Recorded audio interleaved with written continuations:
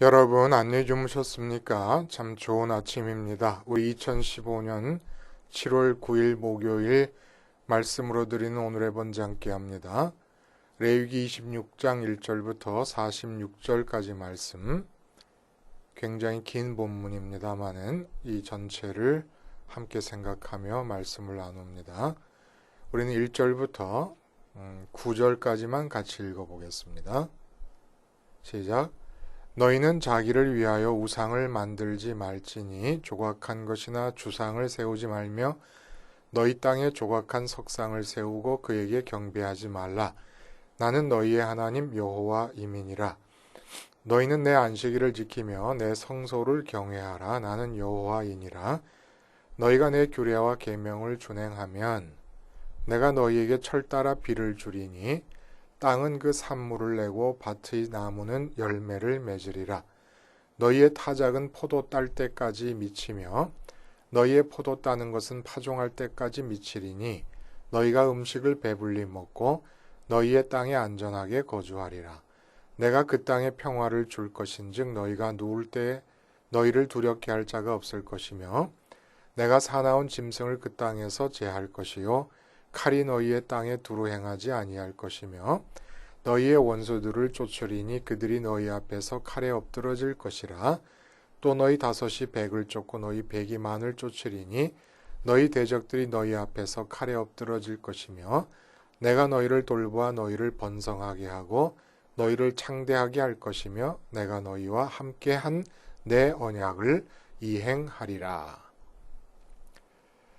네, 오늘 우리가 함께 읽은 말씀 중심으로 다른 믿음, 다른 율법이라는 제목의 하나님 말씀 증거합니다.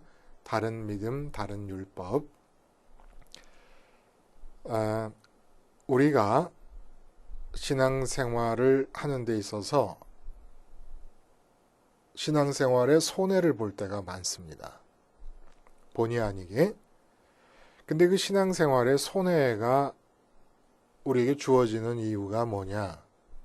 그러니까 우리 삶은 뭐 이 세상 일이 잘 되고 못 되고를 떠나서 지금 뭐 내가 장사가 잘 된다 못 된다 뭐 이런 이야기 다 떠나서 우리 자식들이 공부를 잘한다 못한다 뭐 취직을 잘한다 못한다 이런 거 다 떠나서 신앙에서 원래 정해진 은혜의 손해만 없으면 행복하게 살지 못할 사람이 없습니다. 그러니까 본래 신앙이 정해준 그 은혜를 다 받아 누리기만 하면 세상 일은 그 다음에는 걱정할 게 없는 것이고 그냥 신앙 때문에 행복해진 마음으로 신앙 때문에 만족하고 기쁜 마음으로 이 세상은 하나님의 뜻이 이루어지는 과정을 관광하듯이 보면 되는 거예요. 그러면서 살면 되는 겁니다. 이미 기쁜 상태에서 관광하면 되는 겁니다. 근데 이 손해가 신앙생활에서 원래 주어지도록 하나님에 의해서 약속되어진 은혜가 자꾸 손상이 되고 상실이 되고 훼손이 되는 이유가 뭐냐면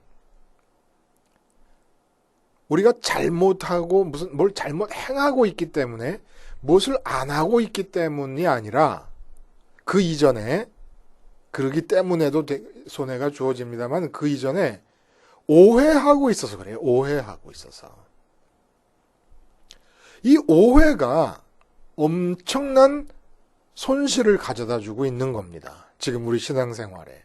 그리고 우리 삶에 어떤 가나안 복지가 될 수 있는 조건들을 다 앗아가고 있는 거예요. 이 오해가. 그 대표적인 오해가 뭐냐 하면 믿음과 율법에 대한 오해, 믿음과 율법의 관계에 대한 오해입니다.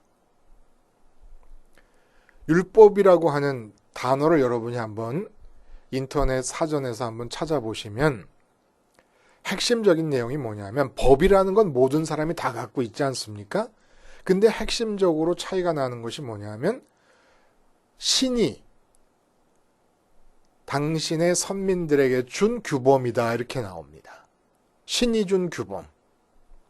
그러니까 우리는 율법이라고 하는 것은 기독교의 전유물인 줄 알고 있는 거예요. 이게 큰 오해라는 겁니다. 이것과 연관되어서 항상 같이 신약 성경에서 문제가 되고 있는 믿음. 이 믿음도 우리가 큰 오해를 하고 있는 겁니다. 성경에서 말하고 있는 믿음이라고 하는 것을 우리는 기독교인에게만 적용되는 것으로 생각하고 있습니다. 아니라는 겁니다. 믿음과 율법은 모든 사람에게 다 있는 거예요. 지금도 70억 인구는 전 세계 지구 표면에 흩어져 살고 있으면서 믿음 없이 사는 사람이 없고 율법을 지키며 지키며 살지 않는 사람이 없습니다. 율법을 지키며 살고 있고 지키려 하고 있고 지키지 못함을 아쉬워하고 그리고 살아가고 있는 거예요. 모든 사람이 다.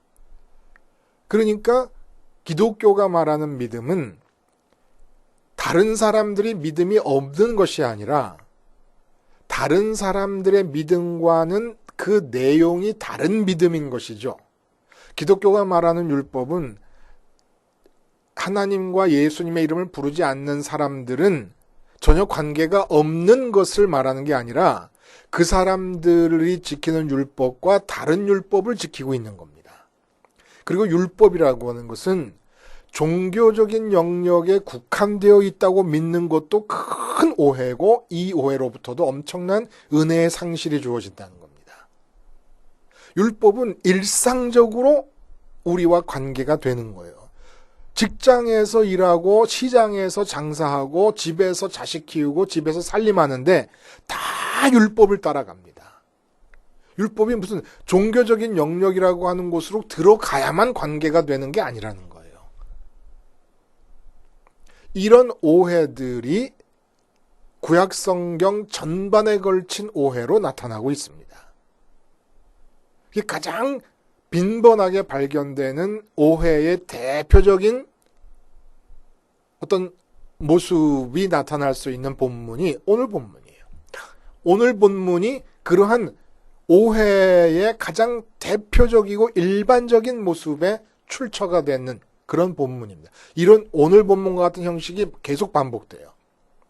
오늘 본문의 내용은 뭐냐 하면 너희가 내 규례와 계명을 준행하면 하고 4절부터 나오는 여러 가지의 축복에 관한 얘기가 나옵니다. 계명을 준행하면 이러이러한 복된 내용들을 허락해 줄 것이다. 근데 그 복된 내용이라고 하는 것을 가만히 이렇게 잘 분류해 보면 4절부터 13절까지 나오고 있지 않습니까? 그 분류해 보면은 먼저 일용할 양식에 대한 걱정이 싹 없어질 것이다. 어떻게 하면 규례와 계명을 잘 준행하면 규례와 계명 포괄적으로 계명하면 10계명을 얘기할 수 있고 규례는 우리가 레위기에서 이제까지 봐왔던 모든 규정들 다 규례라고 할 수 있는데 이걸 포괄적으로 말해서 율법이라고 말할 수 있어요. 율법은 좀 더 포괄적이죠. 율법은 규례와 계명만이 아니라 모세 오경이 다 율법서라 그러지 않습니까? 거기에는 역사 이야기도 있고 그리고 예언적인 이야기도 담겨져 있습니다. 포괄적으로 율법서 안에 규례와 계명이 들어있어요. 그러니까 우리는 그냥 율법이라고 말하기도 합니다. 그래도 크게 잘못은 아니라고 봐요. 똑같은 건 아니지만 규례와 계명과 율법이 같은 건 아니지만 그냥 포괄적으로 율법이라 말해도 다를 게 없을 크게 잘못된 게 없을 것 같아요. 근데 하여간 그렇게 하나님의 율법을 잘 준행하면 주어지는 복들을 분류해 보니까 오늘 본문에 따라서 일용할 양식에 전혀 걱정이 없는 삶을 허락할 것이다. 그리고 절대 안전, 평화 보장의 삶을 허락하신다. 그리고 마지막에 기본적인 일용할 양식이 보장되고 그리고 기본적인 안정과 평화가 보장될 뿐만 아니라 풍요로움, 다산, 부흥이 주어질 것이다. 이렇게 약속을 하십니다. 율법을 준행하면 그렇게 될 거라는 얘기를 해주시는 거예요. 이렇게 너희가 내 말을 지키면 이러이러한 복을 줄 것이다라고 하는 이러한 패턴의 말씀은 앞으로도 계속될 거예요. 구약 성경을 우리가 접해 나가는 동안에. 근데 여기에 엄청난 오해들이 주어지고 있다는 거예요. 그리고 언뜻 보기에 우리가 문제가 되는 것은 신약 성경에서 예루살렘 교회는 유무상통, 돈이 많은 자가 돈 없는 자에게 자기 돈을 그냥 줘버립니다. 구워주는 것도 아니고 뭐 물건을 파는 것도 아니고 그냥 줘버립니다. 그래서 유무상통의 상황까지 영성이 정말 고양된 예루살렘 교회에 안정은커녕 핍박이 가해집니다. 그리고 스테반 집사님 같이 하나님의 모든 율법을 성령이 충만해가지고 다 잘 지키면서 살고 있는 사람은 돌에 맞아 죽습니다. 그러니까 축복의 개념부터가 또 뒤틀려 버려요. 그럼 오늘 본문은 도대체 뭘 말씀하고자 하심인가라는 거예요. 한번 차근차근 한번 따져봅니다. 먼저 3절에 보면 너희가 내 규례와 계명을 준행하면 이라는 말씀이 나와요. 이 말이 참 보통 말씀이 아니에요. 그리고 오늘 본문에는 13절까지 그 말씀을 준행하면 아까 분류한 세 종류의 복을 줄 것이다 라고 말씀하신 뒤에 14절부터 그러나 너희가 내게 청종하지 아니하 이 모든 명령을 준행하지 아니하면 내 규례를 멸시하여 내 마음의 법도를 싫어하고 모든 계명을 준행하지 아니하여 내 언약을 배반하면 반대로 주어질 심판과 형벌에 관한 말씀을 또 해주십니다. 그러면 여기서 내 규례와 계명을 준행하면 이라고 하는 이 말씀이 도대체 무슨 뜻이냐 이거예요. 계명과 규례를 말씀대로 포괄적으로 율법이라고 이렇게 한번 쌓아봅니다. 율법 준수와 축복 약속 계속 반복적으로 나오고 있어요. 근데 불행하게도 선민은 결국은 하나님께서 주신 율법을 준수하지 못하고 남한국도 북한국도 하나님의 심판을 받아서 이방 민족들의 침입을 받아 멸망하게 되는 지경까지 이르게 됩니다. 남북 왕국이 모두 율법을 준수하지 않아서 멸망을 하게 됩니다. 율법과 규례와 계명 지금은 없어진 것들이 많아요. 문자적으로는. 그러나 그 정신이 그대로 계승되고 있어서 마태복음 5장 18절에는 진실로 너희에게 이르노니 천지가 없어지기 전에는 율법의 1.1획도 결코 없어지지 아니하고 다 이루리라. 이렇게 말씀하십니다. 여전히 율법은 유효하다는 거예요. 근데 율법에 대해서 갖는 우리의 선입관은 어떤 거냐? 지키기 어렵다. 부담스럽다. 거북하다. 나를 억압한다. 이런 식으로 생각을 하고 있는 겁니다. 그리고 믿음으로 구원을 얻는다고 하니까 율법은 마치 믿음의 원수처럼 여겨지게 되었습니다. 그러나 말씀드린 대로 율법 없이 사는 사람은 한 사람도 없습니다. 지금 70억 전 세계 인류는 율법 안에서 오늘도 이 시간도 살고 있는 거예요. 기독교인도 예외 없이 성경에 나와 있는 율법을 부담스럽다고 말하고 있지만 그들이 율법을 안 지키고 사는 게 절대로 아닙니다. 지금도 율법을 지키고 있는 거예요. 문제는 성경에서 제시하고 있는 율법과 다른 율법을 지키고 있다는 게 이게 문제라는 거죠. 율법 없이 사는 사람은 없는 거예요. 율법이란 도대체 뭔가? 신이 준 규범이라고 그랬어요. 신이 준 규범. 사회가 만든 법, 또 법인데 굳이 율법을 구분하자면 신이 준 규범입니다. 그런데 여러분, 관계, 실천적인 관계의 차원에서, 신과 관계한다는 차원에서 어떻게 관계가 현실적으로 이루어질 수가 있어요? 어떻게 내가 신과 현실적으로 관계를 할 수가 있습니까? 그 신의 이름을 마음의 지성소에 모심으로써 가능한 거예요. 그게 마음의 지성소, 첫 번째 사랑의 자리, 첫 번째 관심의 자리, 궁극적 관심의 자리인 마음의 지성소가 신이 들어와야, 하나님이 들어와야 될 자리입니다.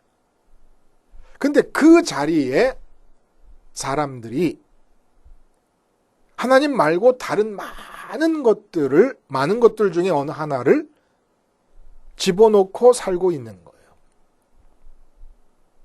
그러면 율법은 뭐냐? 마음에 이름을 집어넣었어요. 그럼 그 이름이 가리키는 존재가 있다 그랬습니다. 그러면 그 실제 존재를 내가 손으로 쥐기 위해서 그 존재를 향해 다가갈 때 그 실제 존재가 우리들에게 길을 제시합니다. 이렇게 행해라, 저렇게 행해라. 그러면 나에게 도달할 수 있을 것이다. 이게 왜 율법이라는 거예요. 이게 율법은 뭐냐? 마음의 지성소에 담아둔 이름이 가리키는 존재에 이르는 길입니다. 말이 어렵습니까? 우리 마음의 지성소에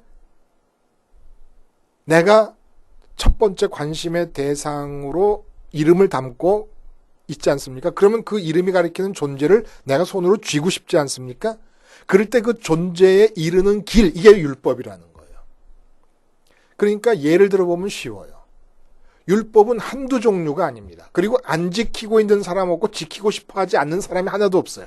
다 율법을 사랑합니다. 왜? 율법은 내가 쥐고 싶은 존재를 향해 가는 길이기 때문에. 성공하는 사람들의 7가지 습관.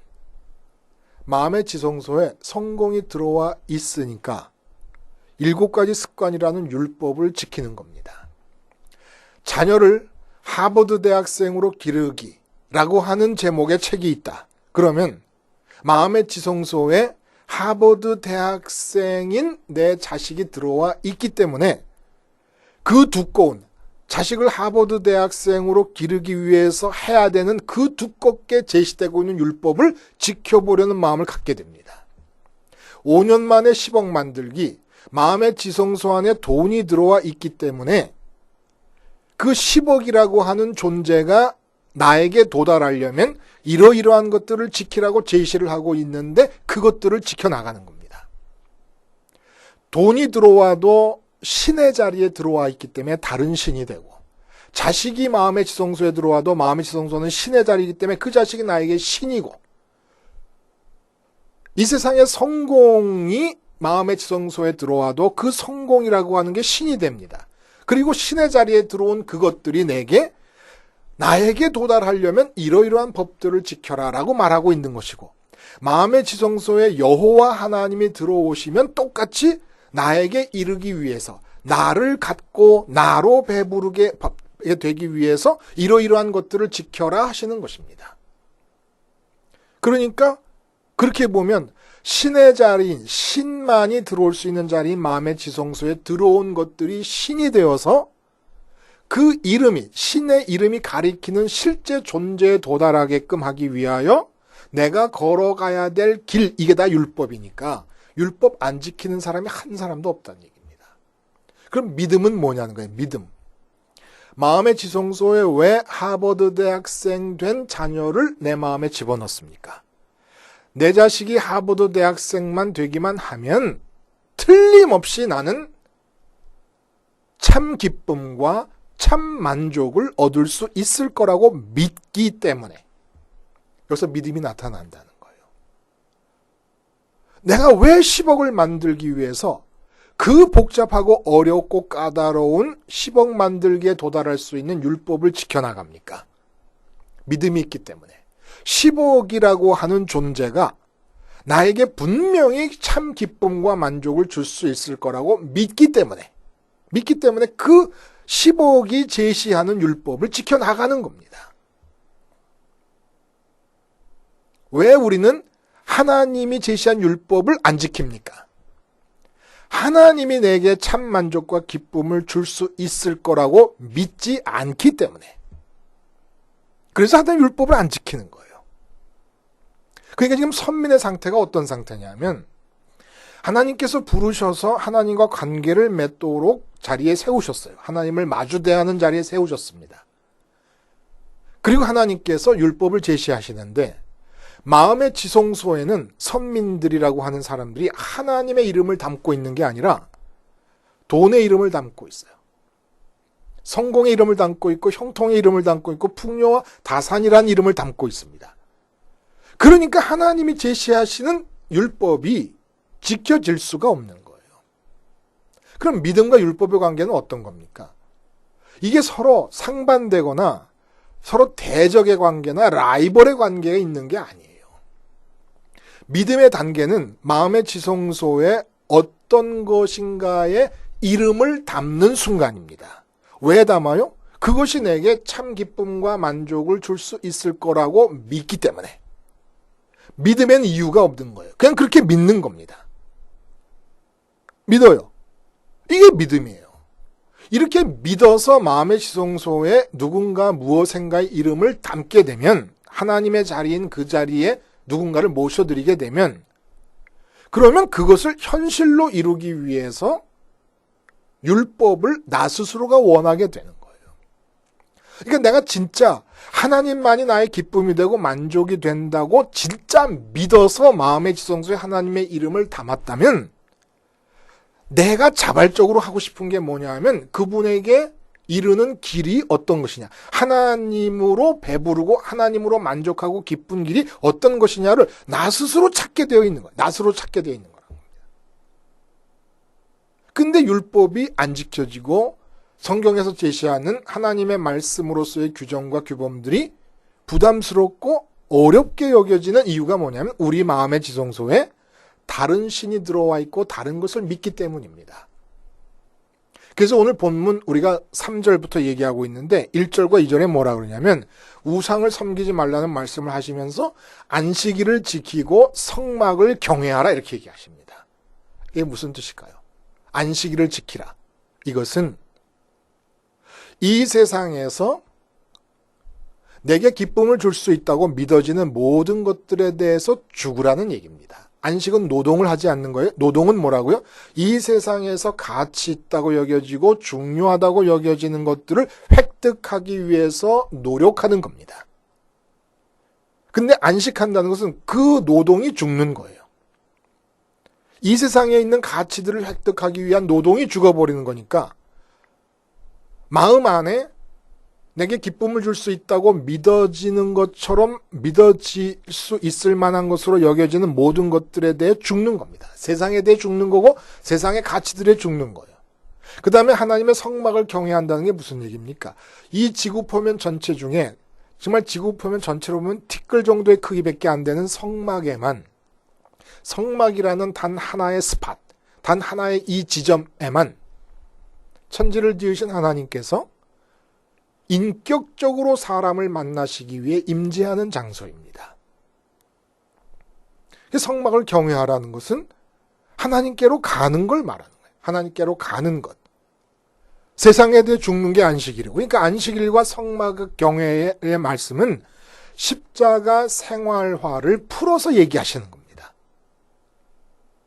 십자가 생활화가 뭡니까? 세상에 대해 죽는 거예요. 세상에 대해 주님과 함께 죽은 자는 반드시 부활 승천하신 주님과 함께 연합해서 하나님께로 가게 됩니다. 이 죽어서 부활하고 승천해서 하나님께로 가는 이 길, 이게 율법의 완성이에요. 하나님께 도달하는 거니까. 이게 온전히 이루어져서 하나님으로 배부른 상태가 되면 하나님이 제시한 모든 율법은 결과적으로 다 따라올 수 있게 된다는 겁니다. 그러니까 믿음의 단계와 율법의 단계가 모순되는 게 아니에요. 그러면 사도 바울이 로마서에서 왜 그렇게 뿐만 아니라 갈라디아서 같은 곳에서도 그렇게 믿음과 율법을 대질시키고 서로 라이벌처럼 얘기를 하시느냐? 유대인들이 바리새인을 위시로 해갖고 마음의 지성소에는 예를 들어 돈을 담았습니다. 근데 구약 성경 말씀을 보니까 오늘 본문 같은 말씀 속에서 계명을 지키면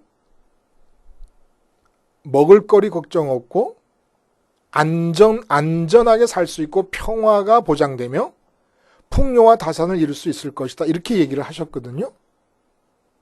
그러니까 풍요와 다산을 마음의 지성소에 집어넣고 이 지상에서의 삶의 평화를 마음에 집어넣고 이 지상에서의 일용할 양식에 대한 관심을 마음의 지성소에 집어넣은 다음에 성경을 보니까 규례를 잘 지키면 그걸 준다나요?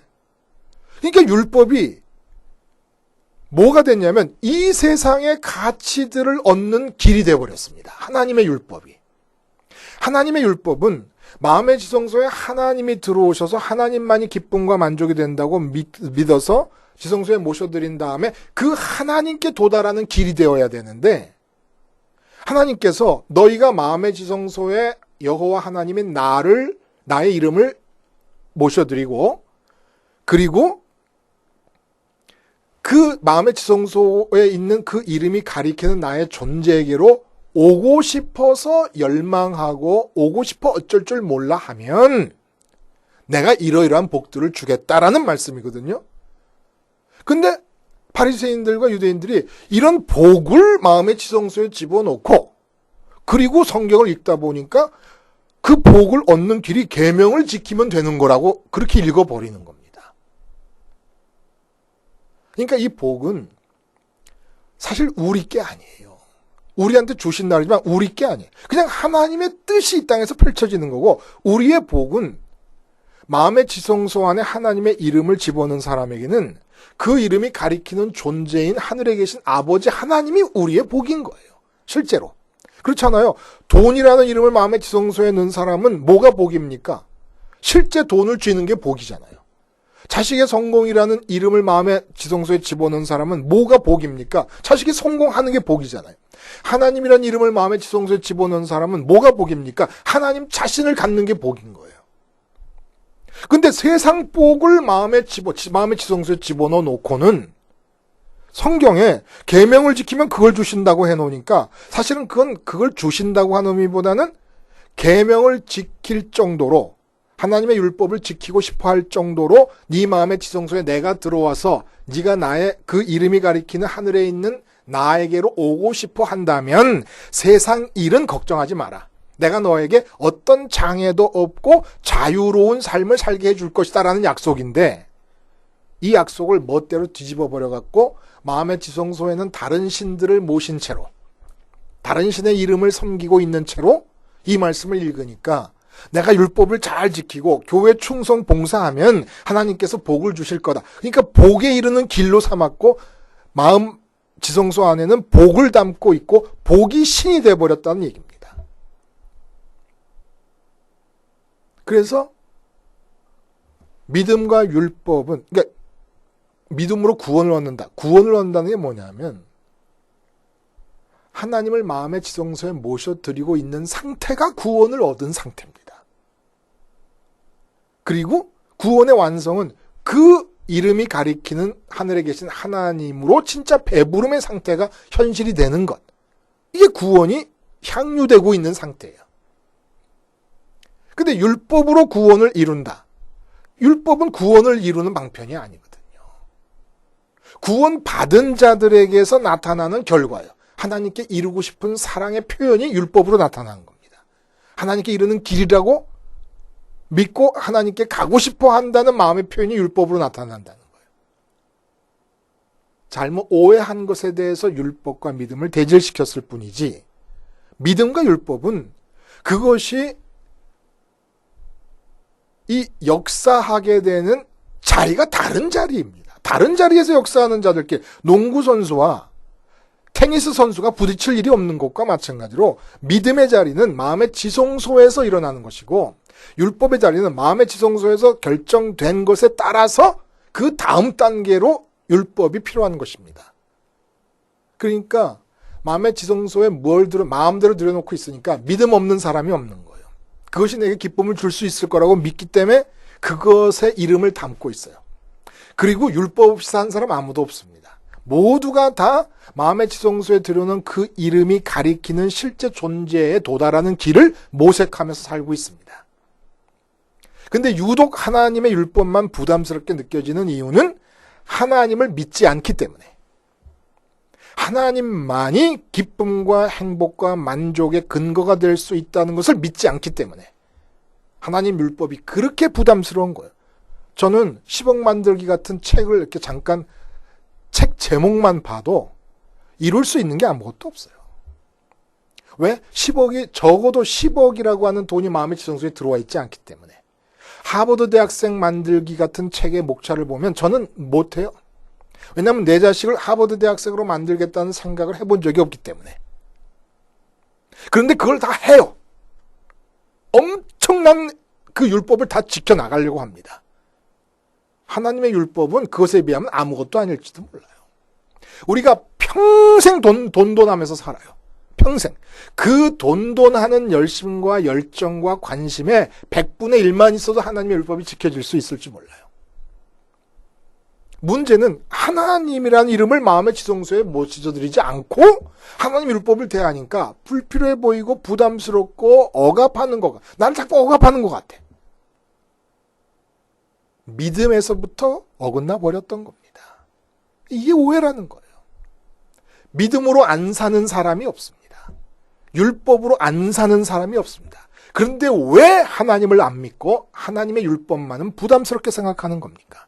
모든 하나님이 성경에서 제시한 율법보다 더 어려운 율법들은 다 즐거워서 스스로 잡아당겨서 이루려고 하면서 마음의 지성소에 하나님만이 기쁨의 이유가 될 수 있다는 것을 안 믿기 때문에, 다른 것이 그렇게 될 수 있기 때문에 믿기 때문에 어떤 일까지 벌어지냐? 하나님조차도 내 마음의 지성소 신의 자리에 들어온 돈, 자녀의 성공, 형통, 풍요, 건강, 장수 이런 것들을 이루기 위해서 하나님까지도 동원하는 망발을 자행하고 있는 것이 바로 우리 선민이다 이겁니다. 다른 믿음, 다른 율법으로 세상은 충만해 있는데 선민들이 다른 모든 믿음과 다른 모든 율법은 즐겨하면서 하나님 믿음과 하나님 율법에 대해서는 유독 부담을 느끼고 있는 이 현실이 십자가 생활화를 통해서 극복이 돼야 될 것 아니겠습니까? 기도하시겠습니다. 하나님 아버지, 이 영적 오해들이 우리에게 가져오는 막중한 손실만 없어도 우리의 삶은 행복으로 홍수가 질 것입니다. 주님의 십자가를 생활화함으로써 세상의 모든 내 마음의 지성소에 자기 이름을 디미는 가치들에 대해 죽게 하시고 오직 주님 따라 부활하고 승천함으로써 아버지 하나님만으로 기쁨과 만족을 얻는 선민다운 선민의 삶을 허락하여 주시옵소서. 예수님의 이름으로 기도하옵나이다. 아멘.